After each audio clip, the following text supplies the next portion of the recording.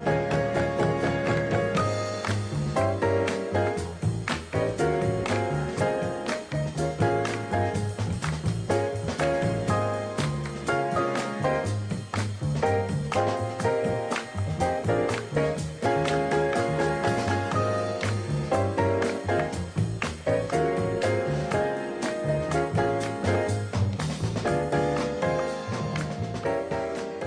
little further down the production line of British film is a new adaptation of Oscar Wilde's The Picture of Dorian Gray.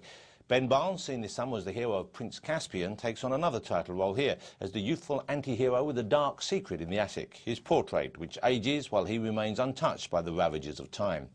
Mamma Mia's Colin Firth, Rebecca Hall and Ben Chaplin complete the cast in Wilde veteran Oliver Parker's new take on the disturbing tale, which will be called simply Dorian Gray when it appears in cinemas next year. Film 2008 headed to Ealing Studios to see the cast and crew doing their thing. And action! Welcome to the set of Dorian Gray, a tale of vanity, celebrity and dandyish costumes. Can't imagine why they thought I'd be interested. We've been shooting a scene where I very callously fire my very loyal butler, and earlier on we were filming some scenes with Rebecca Hall, who's playing Henry Wotton's daughter.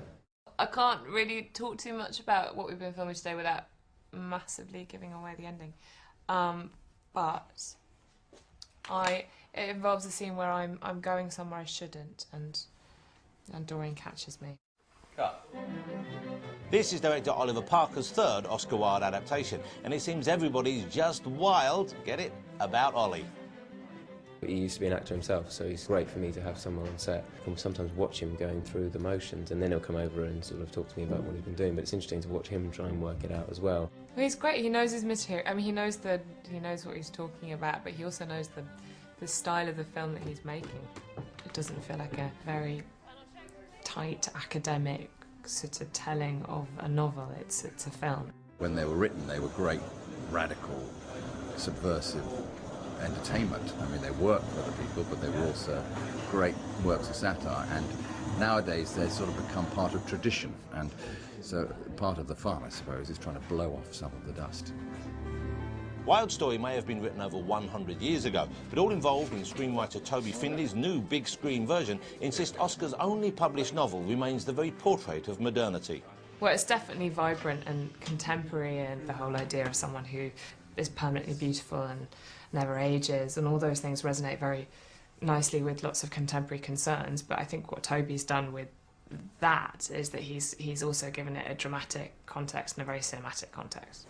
The concept of Dorian Gray is something that is very well known, and certainly, you know, whilst we've been filming this, it seems it's something it seems to be everywhere. I was watching an episode of Family Guy the other day, and Stewie said something like, you know, somewhere there's a portrait in an attic that's getting really pretty. You know, so I think they understand the concept of, you know, you're, you know, behaving in an ugly way, you know, or your sort of portrait will mirror it. Surely it must be time to see what's lurking in the attic. That portrait? No, not that. These. It's very strange to hear over the radios things like, yeah, the ferrets are travelling, they're moving in.